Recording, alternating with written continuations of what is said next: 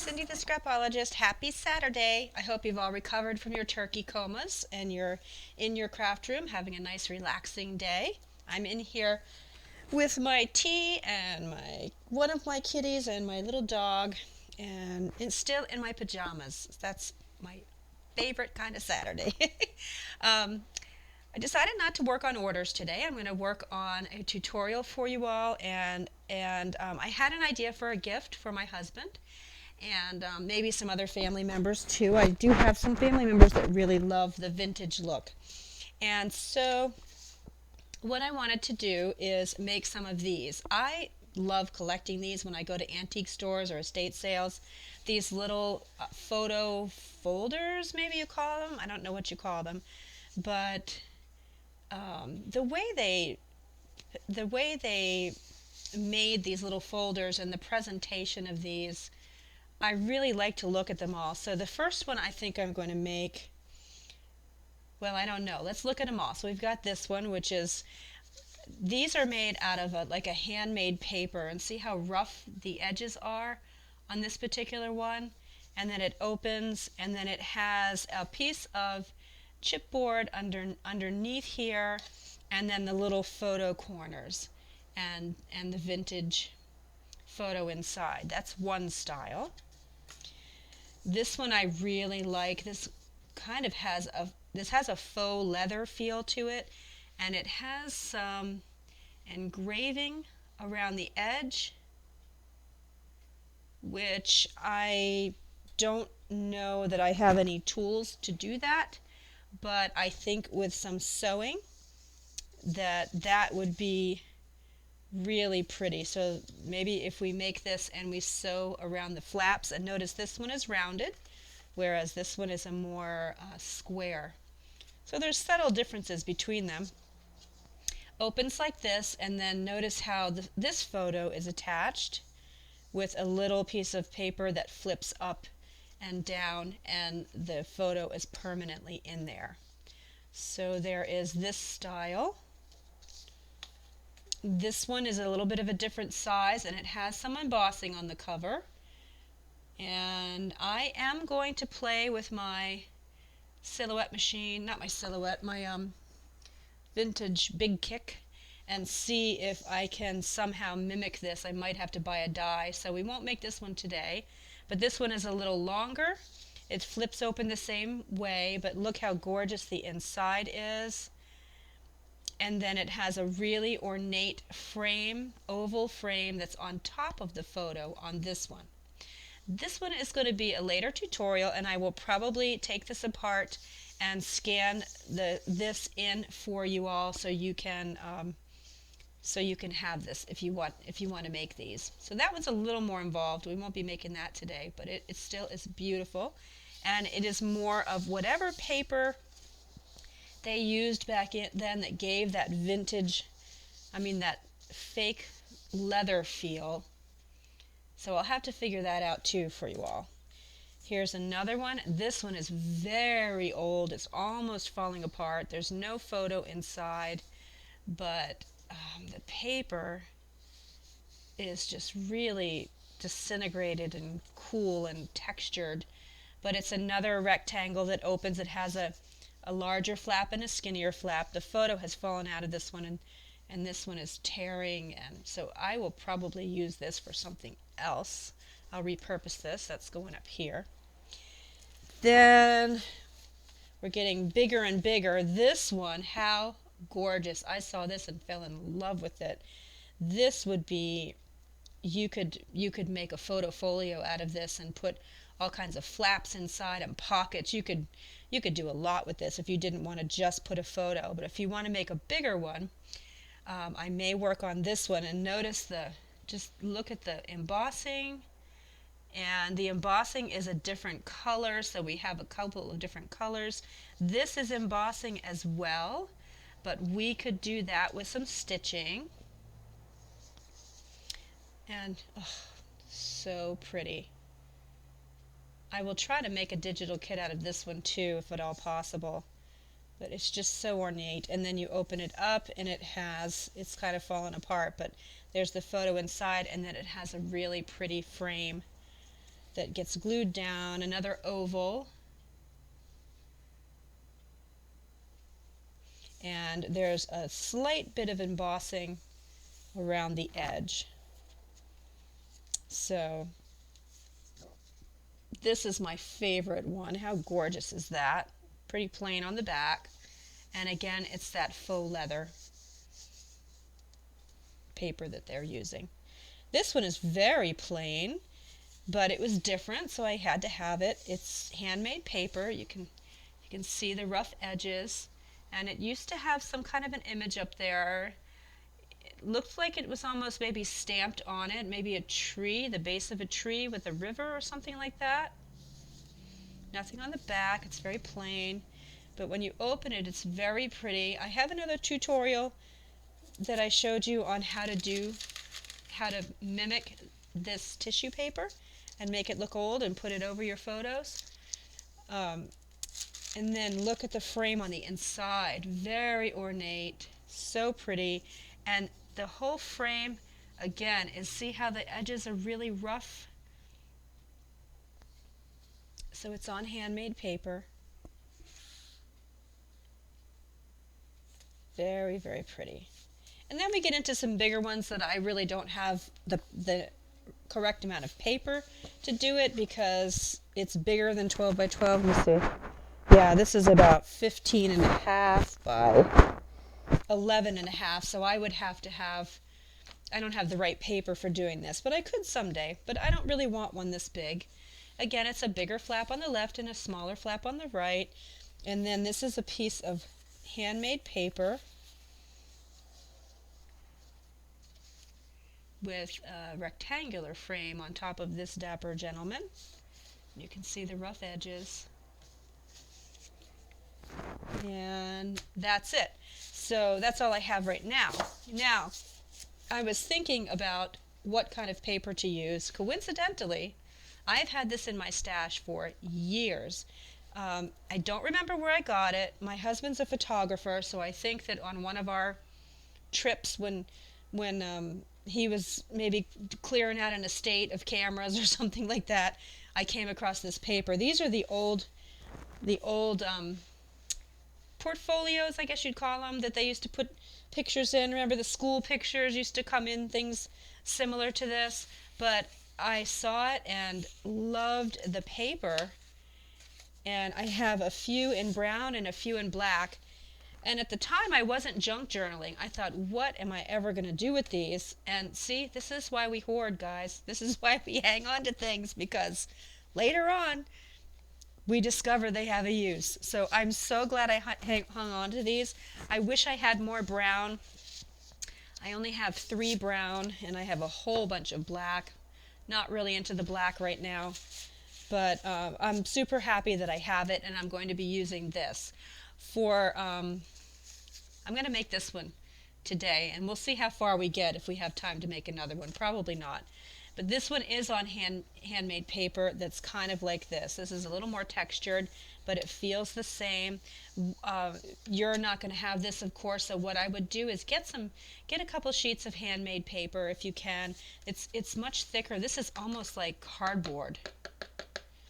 So it's thicker than this, but this is pretty thick cardstock too. But you could also take some brown cardstock, put it through an embossing machine to get some texture to it. You could certainly do that, and then you could take, let's see, where's my little tool? If you have something like this, I forget what you call this, it's by Prima, and you can go like this and scruff up the edges of your paper. So you can make your paper look old. You don't have to go out and buy special supplies. But if you do have, if you can get your hands on handmade paper, that's the way I'd go. So the other thing I did was I started experimenting with printing out some old photos. This is why this makes such a nice gift, because you can take any photo that you want, and with a little bit of simple editing, you can make it look like an old photo. Now, I didn't quite perfect it here yet. It's Saturday. I don't like to be at the computer on Saturday. I like to be disconnected from all my electronics. I didn't feel like sitting there, so I just experimented real quickly with 3 different prints. So I do have a basic version of Adobe Photoshop Elements, and that's what I used. But there are most editing programs are going to have a few different selections of editing your photo that you can play around with, and phones certainly you can put the sepia setting on your phone and make it a brown tone. This one in Photoshop Elements was called Old Paper, and this is my wedding, one of my wedding photos. But it's got a big blotch down here. I think that might be like a greasy fingerprint or something. So this is definitely not the one I'm going to be using. But that still kind of looked black and white to me, and my dress is too white. You compare that to these old sepia photos, and there's a big difference. So then I tried another one called Old Paper, and it really kind of, see the lines? It really kind of scruffs up the photo. But our faces, I think, started to get a little blurry, and my dress is still white. There's still too much white in the photo. It's still not. It's still more towards the black tones and not true brown. So what I discovered is, well, I need to not be printing it on white paper. So I grabbed a piece of ivory, and again, this is just a quick experiment. The colors aren't really coming across on the camera the way I'm seeing them. It still kind of looks black and white on there, but this is getting closer, and this is the sepia tone. So I tried some of the other settings that they had, Old Paper and whatever the other one was, I forget, and then just ended up going with the sepia on ivory paper. So before I finish this project, I'm going to go and keep tweaking with this until it really looks like an old brown photo and I get all these browns. And I might even go with a little bit of a darker paper, not ivory. I might go with more of a, see if I can get something more in this line of color, which is a darker ivory, I think. So experiment with what you have. I know there's a sepia setting on the phone where you can mess around with all those different settings, print it. The other thing is, most of these photographs seem to be printed on matte paper. So if you want it glossy, then get some of the photo paper from Walmart or whatever. But I think I'm just going to go with regular cardstock, because this really is not shiny. Are any of them shiny? I don't know. Not really. I don't know if they were at some point. They're not anymore. So, and we're going for the old look. So that's the first thing, is kind of playing around with, take a family photo and scan it in, or take a picture with your phone and start tweaking with it and make it look like an old vintage photo. It's really pretty simple. Just takes a little bit of experimentation. Okay, so let's make this one today. And this one, okay, I'm just going to make it in brown.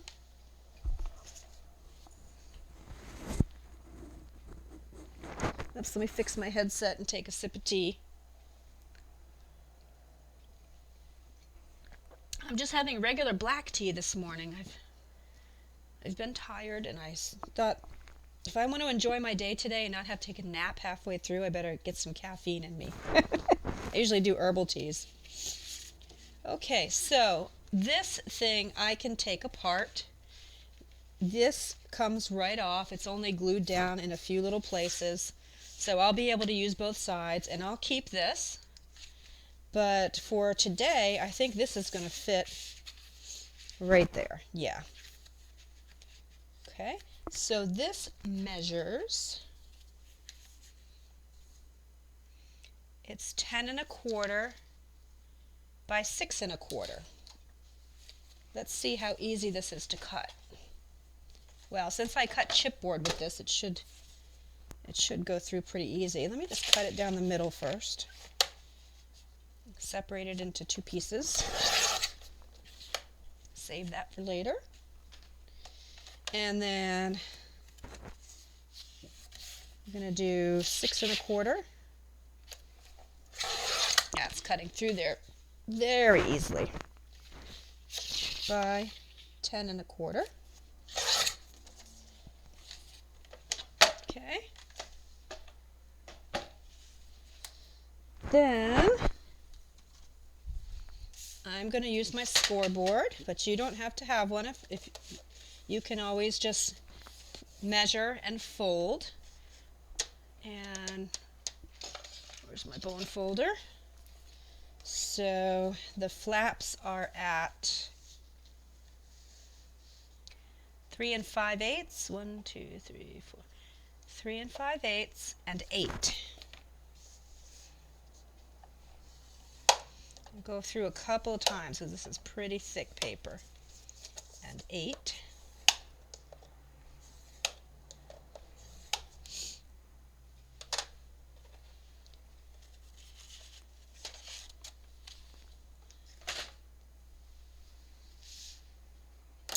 And this has a little lip on it. Let me just shave that off. I got a little bit of the seam. Okay. And it has very slightly rounded corners. Oh, yeah. I'll trim that with my scissors. Nah, paper trimmer. There we go. Okay.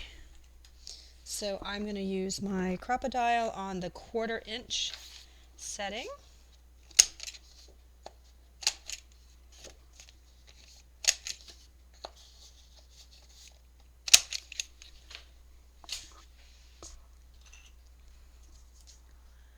And is this what I want to use?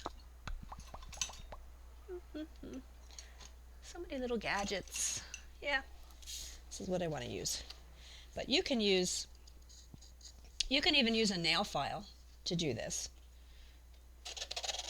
But I really want to scruff this up. Let's see what's going to work best. There we go. So this thing by Prima, what's in here? I forget. I hardly ever use this.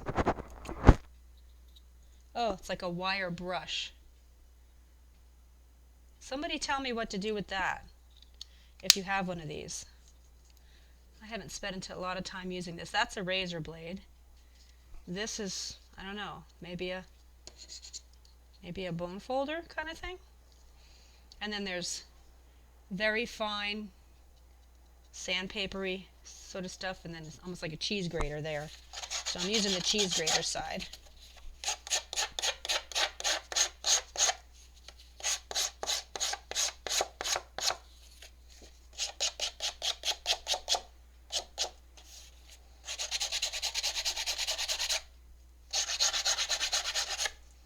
That's working pretty good.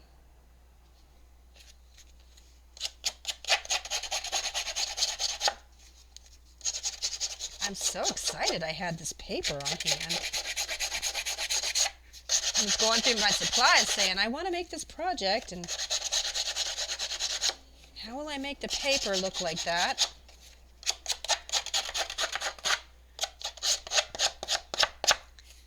Maybe you can go online on eBay and buy some of these old photo folders. Spit it out, Cindy. Okay. Oh, what a mess. Look at this. I'll start sneezing any moment.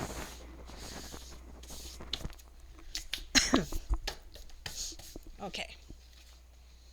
And let's fold it up. Oh, this is looking so good, you guys. So excited.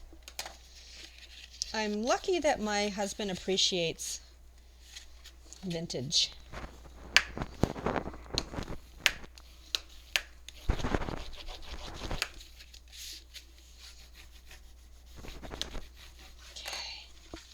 It's already looking fantastic. I'm so happy with this. Okay, then we've just got, I'm going to pop him out. You see how we've just got a thicker another piece of paper underneath. It just feels like another sheet of this. So I'm going to take some of the scrap of that the other thing that I pulled out. And it's, yep, 4 by 6. The standard size of a photo. That makes it easy. Let me get my Scrapologist board out of the way. 4 by 6. Okay, so I'm going to pull this up.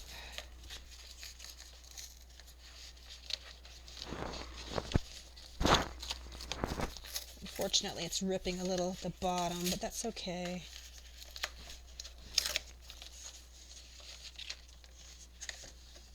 Oh, good, I can just cut the top off. All right.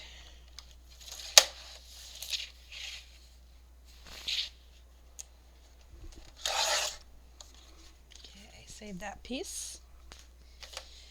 And 4 by 6.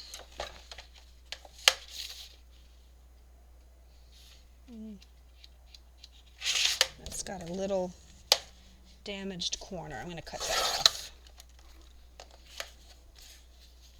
And I'm not doing this side because that's where I just pulled that frame off of. What does this measure? 9.5. Yeah, we'll go 6 this way. Conserve the most paper that way. 4 by 6.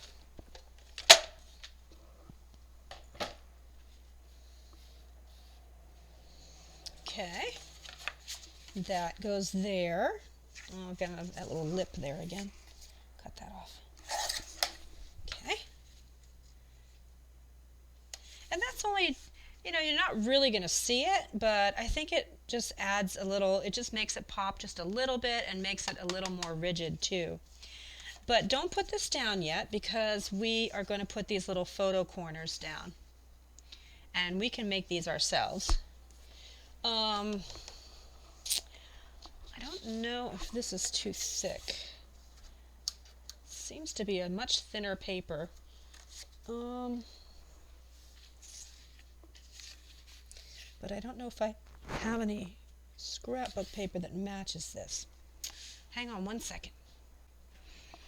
Okay, I'm back. I didn't have, this is kind of a funny brown color. Very chocolatey, dark chocolate coffee color, and I didn't really have anything that matched exactly, but that's okay. This is close enough. I pulled off one of the little corners to see how they made it, and it's very clever. It's just a strip of paper, and then you fold it down like this and fold it down like that, and you have your little corner. Isn't that cool? So that is very simple. So it measures,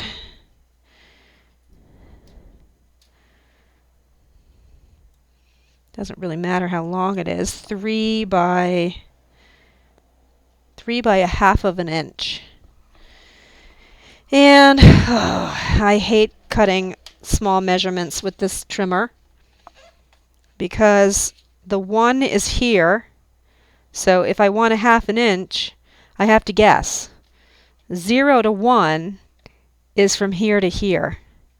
So whenever I have to cut anything less than an inch, it's really a problem. There are some issues with this trimmer. The other thing is this seam here. This is 5.5 to 6 inches. So if you want 5 3/4 or anything in between 5 and 6 inches, you have to guess. So this is a little annoying, but it has enough benefit that I like it. So anyway, well, there's 1/2 an inch over on the left side. Let me see if I can show you. I don't know if I'm going to be able to. Now, can't reach. Too heavy. Okay, 1/2 an inch, and we need 4 of these times 3 inches, so one strip of 12 inch should work.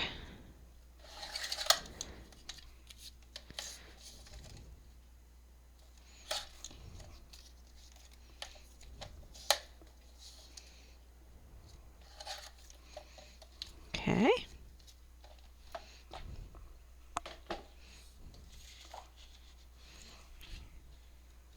I'm going to use theirs as a template. Oh, I guess theirs is Oh, I guess theirs must have been 1/4 of an inch. I didn't measure properly. Oh, cutting 1/4 of an inch on this thing is even worse. Let's see. Let's guesstimate right there. Okay. So 1/4 of an inch by 3 inches.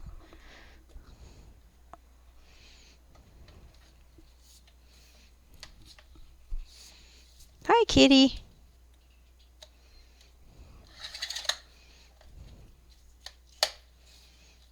Now I've got 2 cats and a dog up here.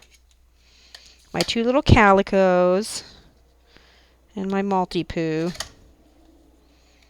Oh, that must not have been 12 inches, because, huh. I didn't get 4 out of that piece of paper, so I must have used this paper before and cut a little off of it. Okie dokie.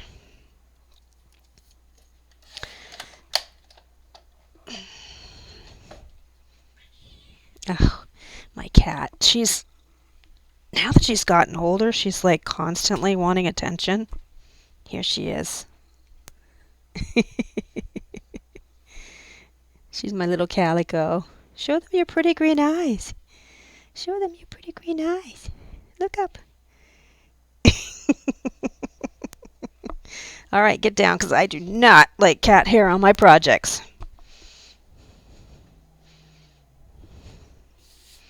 Okay. So let's use theirs as a little template just to make it easier. So you're going to fold it at an angle. Oops, I hope you saw that. And fold it at an angle. And it's okay if these don't match up, because they're going to be under the photo. Okay, so there's one. I'm going to crease it a little bit. Gosh, I'm going to be using these in my junk journals.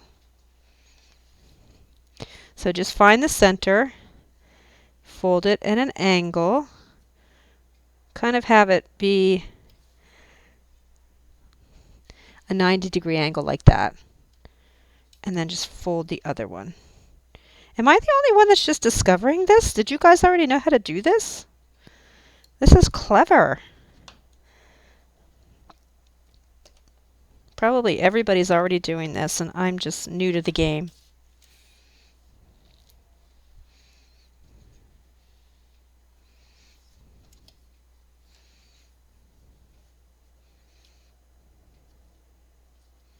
This paper is feathering a bit. I'm going to have to ink it. See.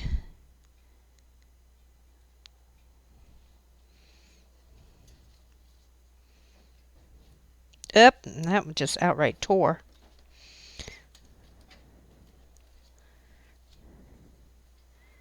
Oh, that one did too. Man, I wonder if this must be that paper. Oh, you know what? This is that paper that does that. The distress paper. Darn it. But the first 2 were okay. Let me trim a couple more down. See if I can get them to do it without feathering.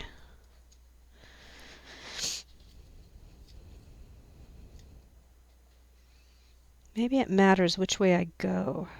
Probably does.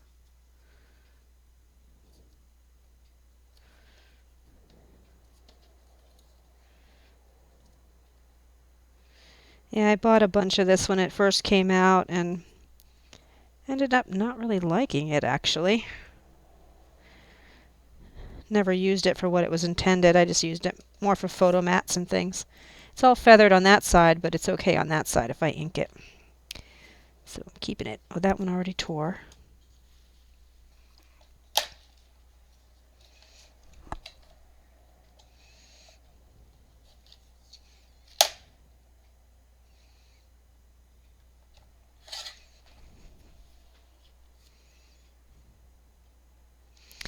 The animals, well, the cats are normally not allowed up in my craft studio. Because, like I said, I do not want cat hair on my projects. There are a lot of people who are allergic, and you can't be sending things out with cat hair all over them. But they needed some exercise. I wanted them to be able to roam about a little bit today. They've been laying around like slugs a little too much. And my husband's allergic too, so we pretty much have them in the winter time when they can't be out on the porch. We have them trapped in the kitchen. And they have a nice cat tower that they love. But, you know, they're 14. They don't do much of anything anyway but sleep and eat. Except Totsie, the one I just showed you. She's still active. If I let her out, she follows me everywhere like a dog. She literally just follows me wherever I go. I look behind me, and there's Lily, my dog, and there's Totsie, the cat, that's following me. It's really cute. Okay, so then we just slip these on. Oh, I love it. And we don't really need to put any adhesive on because we're going to put adhesive on the whole back of this.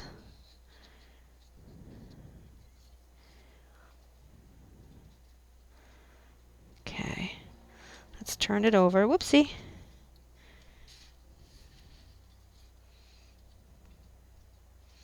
Make sure they're all on there really good. That one fell off. Make sure they're nice and snug in the corners. And then let's get some double-sided tape.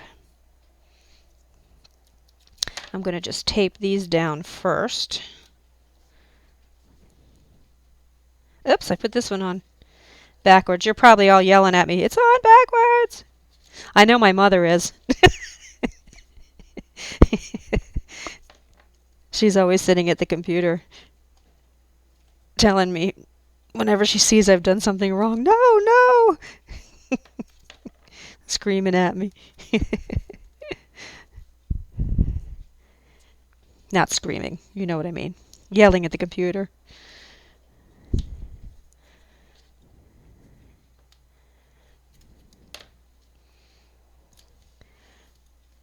She knows what it takes to redo these videos if I mess up. Okay, so now we want to go ahead and adhere this to this. So I think I'll go ahead and take this off. Of course, you can use glue if you want.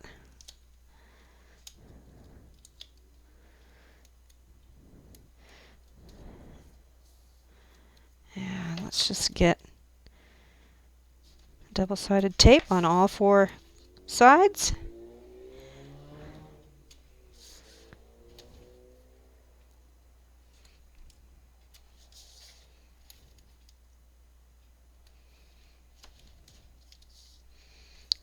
A little bit in the middle just to make sure.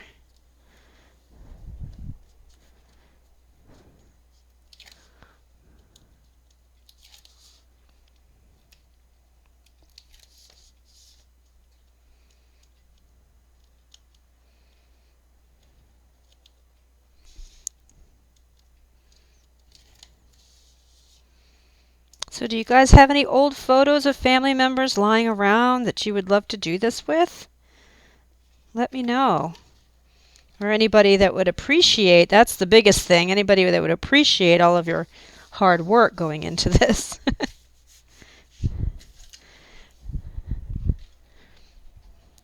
And just cut down my photo. Of course, as I said, I'm not going to be using this one, but just to get this kind of completed.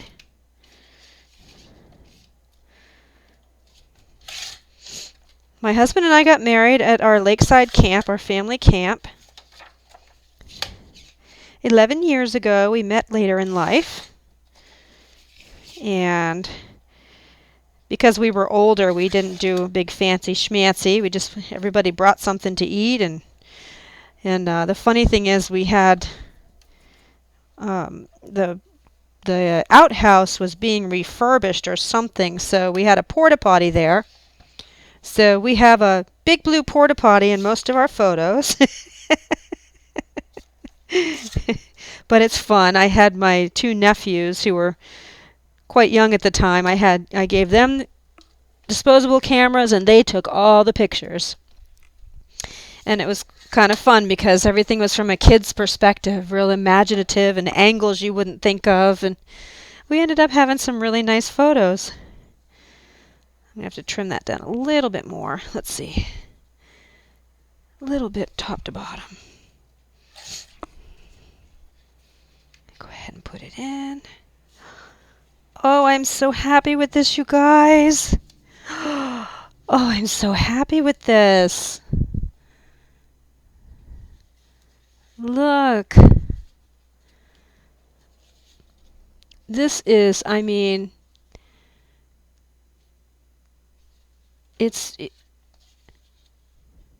could scruff up the edges of, I think I'll do that. Scruff up the edges a little more. But I won't do that on camera. That would bore you to death. But other than that, I love it. Yeah, I forgot this edge too, so it all needs to be really